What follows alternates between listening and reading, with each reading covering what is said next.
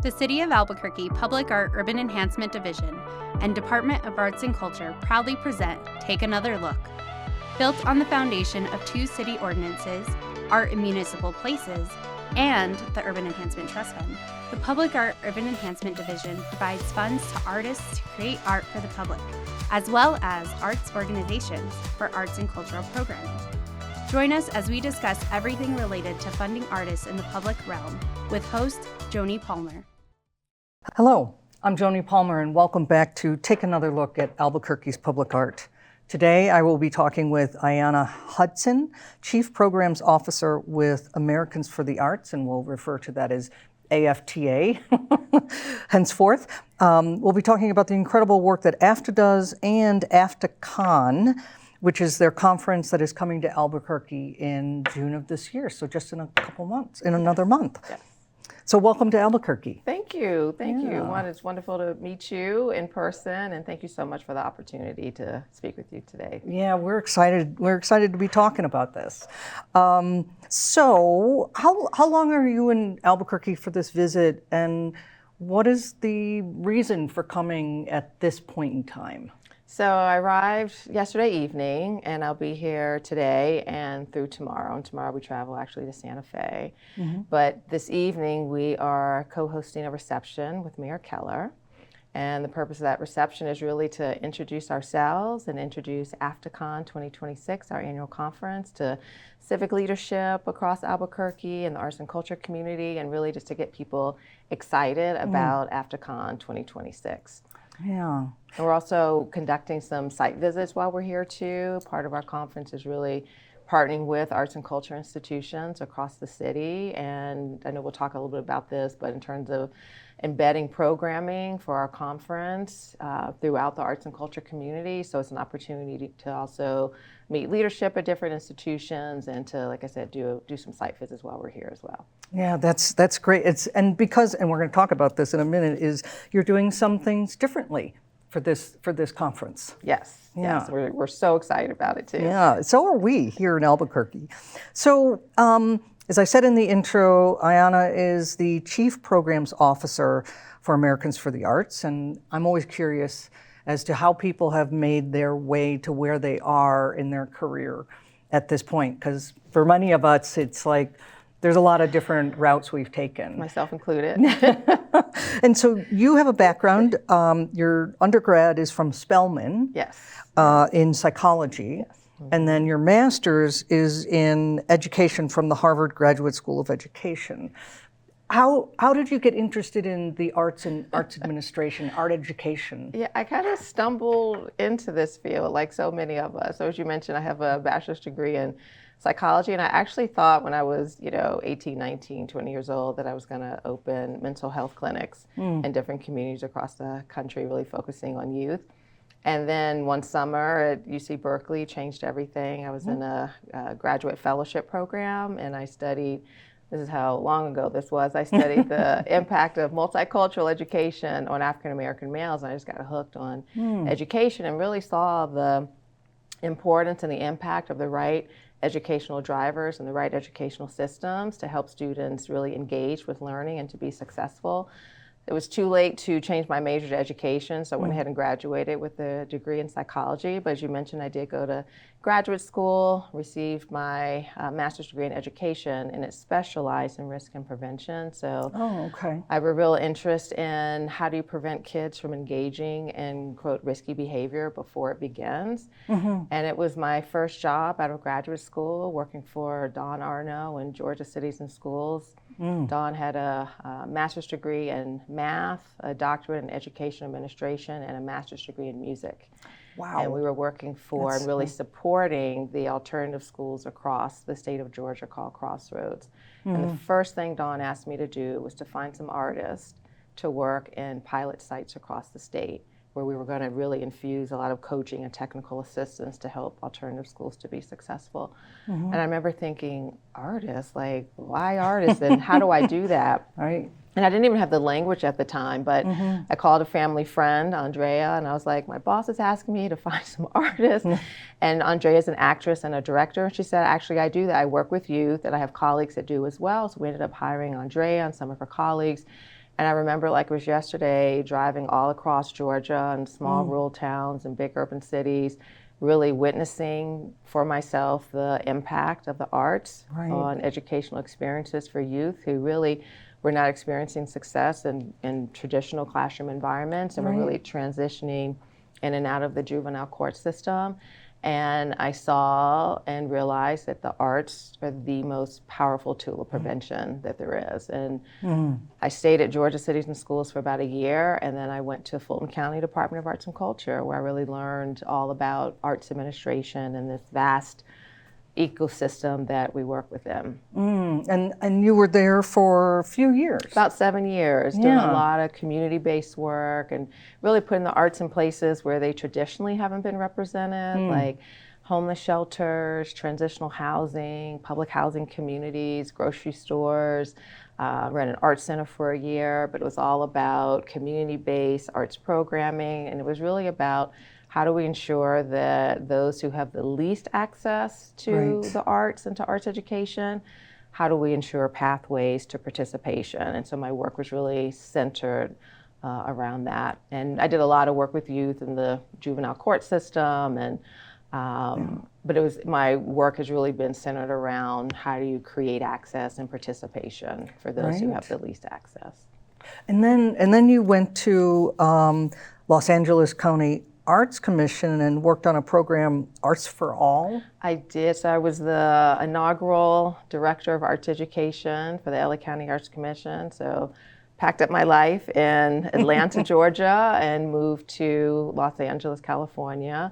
It was really part of just a really special, unique environment where the whole community had coalesced around this big vision to restore dance, music, theater, and the visual arts throughout 81 school districts, 7.1 million students, the largest educational system in the country. And given the size of it, we could not embark upon status quo and try to place arts organizations and teaching artists in every classroom across the county, and nor was it the responsibility of the arts community to do that. So we really embarked upon a collaborative cross-sector consortium that was all about creating a new infrastructure to support arts education through policy change, through new funding streams through school districts, through hiring staff, arts coordinators, through making sure there were the appropriate ratio between arts teachers and students, but really thinking about what are the needs of school districts, what does the data tell us in terms of the opportunities and the challenges, creating plans, creating policies that would go before the school board. So it was an entirely different way of thinking about arts education. And so the premise was, if you build a strong infrastructure in times of budget crisis, the arts won't be the first on the chopping block. And we had our first test during one of the economic downturns at the federal government and across communities across the country. And the hypothesis held true that we saw where school districts had invested in policy and staffing and had allocated a certain percentage of their district dollars to ensure arts education for students. They did not cut arts education, or they cut it on par with all the other subject areas. And I'm proud to say, that I've been separated from that work for about 15 years now. I'm proud to say that it's still going really strong 20 years later, and there's a very strong infrastructure for arts education in LA County, and I'm glad to have played a role in that. Yeah, is developing that foundation, right? And then, and then you went to the National Endowment for the Arts, the NEA, where you were Director of Arts Education. Yes, so started at the National Endowment for the Arts as Director of Arts Education, and really had the benefit of having been in Fulton County Department of Arts and Culture, with City of Atlanta being the largest municipality, having been in LA County, then with 88 cities, 81 school districts. It really helped train my mind of how do you create systems change on a large scale. So when I arrived at the NEA, my charge was really, how do we create a strategy for our arts education portfolio? And so worked with the team and the leadership, and this is under the Obama administration, to really create an overall strategic plan for arts education at the federal level. And part of that strategic plan was building off of the work I've done in LA County to really think about systems change and infrastructure.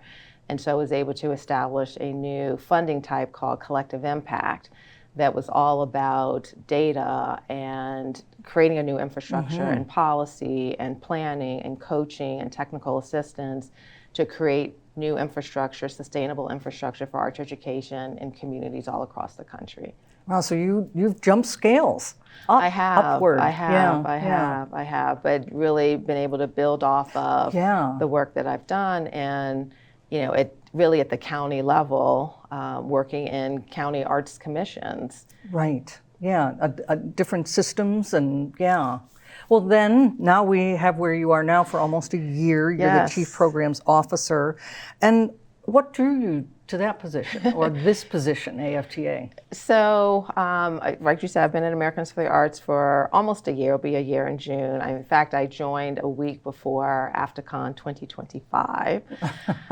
And it's been an incredible year. And I wanted to join AFTA because we have new leadership. Erin Harkey, who's our CEO, who's just an incredible, dynamic visionary. And so I was so excited to be part of her team and really think about this organization, Americans for the Arts, and what's needed from this national organization at this moment in time, and what role can AFTA play in helping to strengthen the overall arts ecosystem and infrastructure for arts education and the arts across the country. And so my charge in working with Erin and our senior team and all of my amazing colleagues at Americans for the Arts is to really, again, think about what's needed from this organization at this moment in time. And we've been leaning into a couple of big ideas. One is, how do we really work to strengthen the leadership capacity in arts and culture across the country, both in terms of local arts agencies, which is a primary constituency of ours, as well as nonprofit arts organizations. But what role can we play in helping to build capacity and to really strengthen that part of our ecosystem? We've been thinking a lot about, as we are primarily an advocacy organization, how do we really lean into robust, innovative, year-round advocacy? And so that's a core part of the work that we do. Yeah, it's not just the conference. It doesn't just happen in June. Correct. Yeah. It's really year-round work that we're trying to do, building off of the amazing work we've been doing and really thinking about, and we'll talk about this, kind of what's next for arts advocacy across the country. We're also thinking a lot about, as we've talked, where is the infrastructure not as strong, or where does it not exist? And so we're thinking a lot also about what's the role of an organization like Americans for the Arts in helping to build out that infrastructure for arts and culture where it doesn't exist. Primarily, our research tells us it's in a lot of rural communities, and so what role can we play in partnering with rural communities and other national organizations who support rural communities, and really helping to, whether it's building local arts agency infrastructure, or really thinking about how do we increase arts and culture access and opportunities in communities across the country.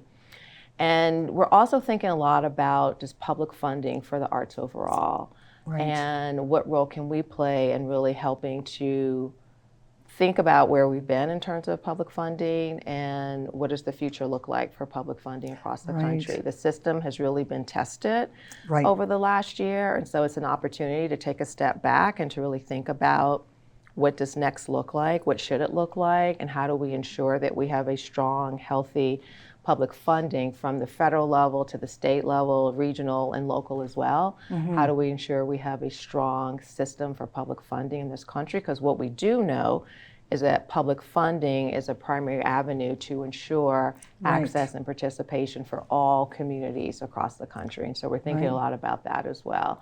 And then one last thing that's really, really important in terms of our work is centering artists and policies and programs. So you're going to hear us talk a lot about this. You're going to hear us advancing a lot of work around the needs of artists, lifting up artists, helping to promote the voice of artists, especially at this moment in time, the importance of arts and the voice of artists as it relates to democracy across this country.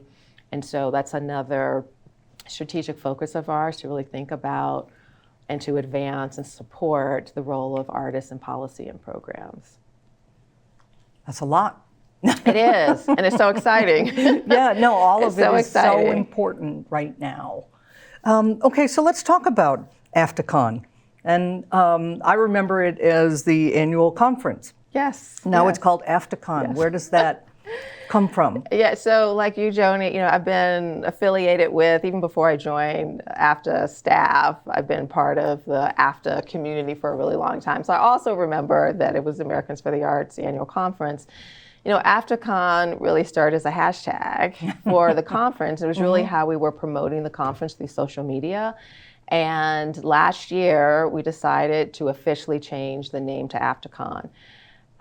When you think about like Comic-Con and you think about the energy that like a Comic-Con brings and the name that that people think, what you think about when you think of Comic-Con, we want to bring that same kind of energy. So while the work we do is super important, we're providing platforms and opportunities for people to roll up their sleeves and to do really hard work and to really think about like a culture possibility and shaping the future and what's next for arts and culture in this country. We also want to have fun together and we want to experience the arts together. And we have been working really hard and really intentionally to embed the arts into every single aspect of this conference. And so we think AFTACON and the idea of a con really celebrates what we're trying to achieve through the conference. Right. When I say that out loud, I'm like, this is exciting. Yes. So it's in Albuquerque from June 2nd to the 5th. Yes. And it's at the Hotel Albuquerque, but it's also at a whole bunch of other venues around town. Correct. And you're doing some things differently this year. So I wanted to talk about that a little bit in terms of what is it that, based on the strategic initiatives you were just talking about, and when we've talked a lot about students, we've talked about the centering of artists, the taking the conference home, and as you just were noting, greater intentionality partnering with artists. So I don't know which one you want to start with, but they're all, those four things are really interesting. Yeah, so AFTACON 2026, and we spent a lot of time really thinking about and talking about the purpose of this conference. So we've talked about the centering of artists, and when we articulate who is this conference for, we say it's for artists, it's for arts administrators, and it's for advocates. And we've been really, really intentional about that. And I would say it's for people who work in the arts, artists, arts administrators, advocates, but also people who care about arts and culture across this country, that you'll find your place and your home at this conference. We're also really intentional about the purpose as it relates to shaping the future of arts and culture and organizing for impact post-AFTACON. So that means that we are really intentional about the kinds of conversations that we're curating in partnership with about 65 arts and culture leaders across the country who have partnered with us to serve on what we're calling a pathway committee, who are working with us to really design and curate the programming for the conference, to really hone in on what are the most critical questions that we need to be discussing across arts and culture right now. So it's rolling up your sleeves, it's diving in, it's a series of, we have some deep dive sessions, we have breakout sessions, but then we also have what we're calling incubators. And the incubators are places where you come, as I mentioned before, to really dream, to lean into a culture of possibility of what's next, to really learn from effective practices, to learn from case studies and different models, to really figure out what's the applicability of what we're learning to this subject area. Our pathways range from arts education to nonprofit management and governance, arts advocacy, arts and technology and AI, a whole series of really important topic areas. Right. So we're asking people to come and to dream and imagine with us what should the future of arts and culture look like in this country? And so it's an opportunity, like I said, to really think about the culture possibility across 9 different pathways, but also to be really intentional about what we learn at the conference doesn't just stay at the conference. Right. We want to organize for action post-AFTACON. So that means that the pathway committees that we're working with are really thinking about what does 1 month, what does 3 months, what does 6 months look like after the conference. We know we're going to be planning a whole series of webinars. So even if you weren't able to attend the conference, we're going to be inviting people into the conversation. Nice. Okay. And so it might look a little different in terms of what that post work looks like. And we are very committed to continuing conversation and dialogue in terms of how do we move forward and what's next for our sector, and supporting those conversations and the continued engagement with us as an organization, but with us collectively as a community to be able to, again, move arts and culture forward across this country. And so we're being really intentional about the design of the conference to be able to meet those big ideas and the vision that we have for AFTACON 2026. Well, let's take a second to talk about those pathways. So when I was looking at the website and I was looking at all the different 9 pathways, there's some really great stuff in there. I was particularly interested in the democracy and civic engagement. So do you have to follow a pathway? I mean, I haven't registered yet, so yeah. So we've designed it so you can actually curate your own experience. So we do have the 9 pathways, and so you could decide, I'm going to just mention arts education, that's my background, so I would mention that as the pathway, but as an example. So you could decide to participate in the 3 arts education breakout sessions that are happening on one day of the conference, and then for what we call the incubator day, where we're really going to dive deeply for arts ed, into policy and systems change, and really thinking about the definition of arts education, and then what comes next from that conversation.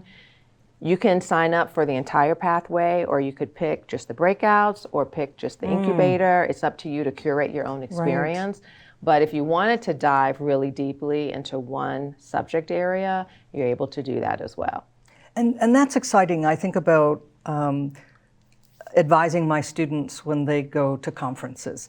And they're like, it's just this huge menu, and they get lost, right? And so I really like this new way that you're organizing, that people can curate, and in different ways, right? You want to just learn about a bunch of different things. Do you want to dive really deep? Exactly. Yeah, that's unique. And we'll have an opportunity on the last day of the conference to come back together as a community to be able to share not just what we learned, but again, what does the action look like post AFTACON?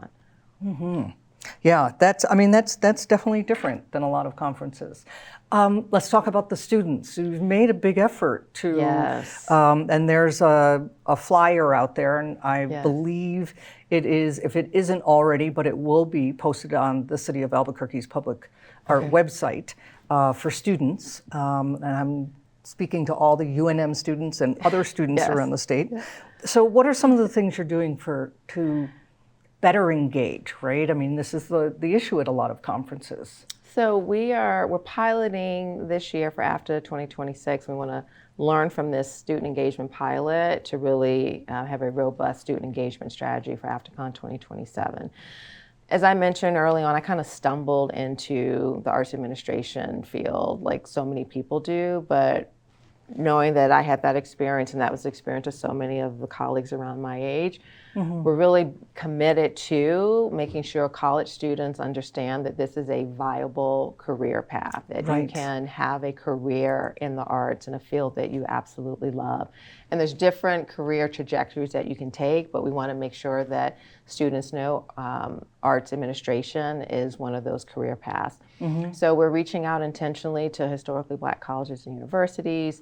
We're reaching out to other minority-serving institutions, both in New Mexico and across the country, and all kinds of universities. We're in conversation with University of Cincinnati, but we want to make sure that students who either don't know they're interested in arts administration, but they're passionate about the arts and are trying to figure out what can I do in terms of a career path, and then students who are in arts management degree programs, we're inviting them intentionally into the conference. We have some scholarship dollars, so we don't want cost to be a barrier at all. In fact, we've reduced, under Aaron's leadership, our CEO, we've reduced the registration fee to AFTACON, it's $100, so we don't want cost to be a barrier. Right. But we do recognize there are costs associated with flying, hotel, and per diem.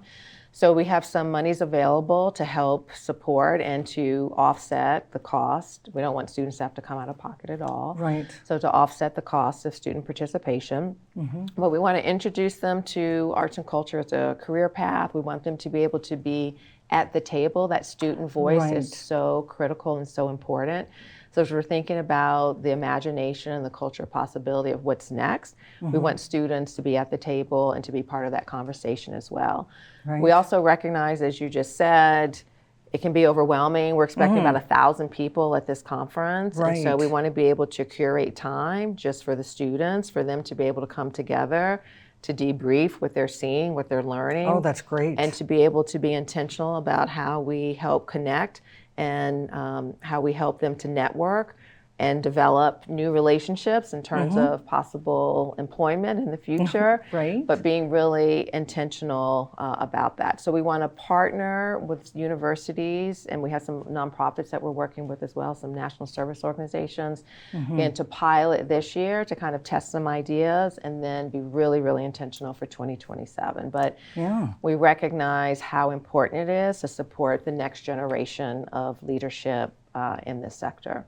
Yeah, and so you said centering on students, but you also mentioned earlier is really centering on artists. Yes. And so I want to bring up that the visual identity for the conference is brought to life by Heidi K. Brandow. Yes. She's Dine and she is Kanaka Maoli. Yes. She's a New Mexico-based multidisciplinary artist. So how did you engage with her and it's a beautiful, I mean, in terms of the visuals that really draw you in. Yeah, so it was really important, and this is, I give all credit to Aaron, our CEO, who wanted to make sure we had the right visual identity and the visual language for the conference. And so as we were in New Mexico, it was very important for us to partner with a New Mexico-based, and in particular an Albuquerque-based artist. So we were introduced to Heidi. We reached out to her and we just began a conversation with her about what would a partnership look like to be able to commission and or utilize some of the work that you may already have created, and how can we adapt that to our conference. And so in multiple conversations with her, we got to a really good partnership. And as you said, the visuals are incredible. Yeah. And it was really, really important to us to work with the local artists and to have a visual identity that anchors the conference in place, that anchors the conference in community and anchors the conference in culture. And so through our partnership with Heidi, we're excited that we've been able to do that. And as you said, the visuals for the conference are absolutely stunning and really represent community, culture, and history. And so we're really proud to be able to partner with Heidi in this way. And just a shout out that there's a bio that it's right on the front page, which I think is wonderful. You can learn more about her work, follow her on Instagram, check out her website, things like that. It's very powerful imagery. I completely agree. There's also another component, which is the artist market. So the artist market is going to happen 2 days during the conference, the 2nd and the 3rd. And artists from locally anywhere, right? Absolutely. Can apply. Well, we're partnering with our Native Advisory Committee, who's helping to curate the space for us. And so our committee, so technically you have to apply and submit, visuals of your work and things of that nature. But it really is about how do we make sure we have opportunities for artists to demonstrate the artistic practices that are unique and not unique to New Mexico, but also have an opportunity for attendees to AFTACON to be able to purchase artwork by local artists. This is just another way we're really trying to center artists within the conference. And so the artist market is something that's a critical component overall of the design of the conference. And when you say centering it, it's, I just want to make a note that it's literally going to be centrally located at the conference and be between meals and be between sessions. And so there will be time. It won't be rushing to go do that when there's all these other things happening. Correct, exactly. That's great for the artists. Well, we could talk about a whole heck of a lot more, but we don't have time. But that half hour went fast. I know it did. Do you have any final thoughts that you would like to share? Just we invite Albuquerque to attend the conference, and we are so incredibly honored to be here. The more I learn about Albuquerque, the more excited I become. The richness of the arts and culture community here, the incredible civic leadership. This is the right place at this moment in time to have the kinds of conversations we want to have. It's the right place at this moment in time as it relates to just the arts and culture community and our vision to be able to embed programming into the community and to learn from the effective practices and again the models that are that have been not only practiced but honed over time in the community, and for us to learn from that. It is, it just feels like the right place at the right time, and so we welcome everyone, whether it's volunteers, whether it's college students, whether it's seasoned practitioners, but the conference is really for everybody, individual artists as well. This is a home for you, and so we are just, again, we're so thrilled to be able to be here, and we are thrilled that 1,000 or so colleagues from across the country will be here to be able to learn and to feel as excited as we do about the community. Yeah, and so just again, another shout out is if you have questions, if you're a student, if you're an artist who's interested in the artist market, if you want to volunteer at the conference, you can reach out to, as an email, convention@artsusa.org. Yes, and I'll say you can also visit our website to learn more about Americans for the Arts as an organization. We are the largest arts advocacy organization across the country and really work to advance our work through advocacy, through research, through convening and programming. And we're excited to share more of who we are this evening at the reception and really looking forward to sharing more about our organization when we're here in June for the annual conference. Great. Well, thank you for joining me today. I know you're busy. So thanks for taking the time. Oh, and one more, if you can follow us on Instagram at Americans for the Arts with the number 4. Oh, okay. And Facebook at Americans for the Arts. Yes. So they're easy to find. Yes, we are. Yeah. Okay, so if you want to learn more about AFTACON 2026, visit the website, which is aftacon.org. You can register now. Registration closes on May 18th, so you've got plenty of time. I guess that's it for now. Thank you, Joni. Yeah, thank you. Thank you for the opportunity. Yeah, and thank you all for listening. Please join us for our next episode, which is airing in June. And we hope that after you've listened to this podcast that you will take another look at Albuquerque's public art. Thanks. Thanks for listening.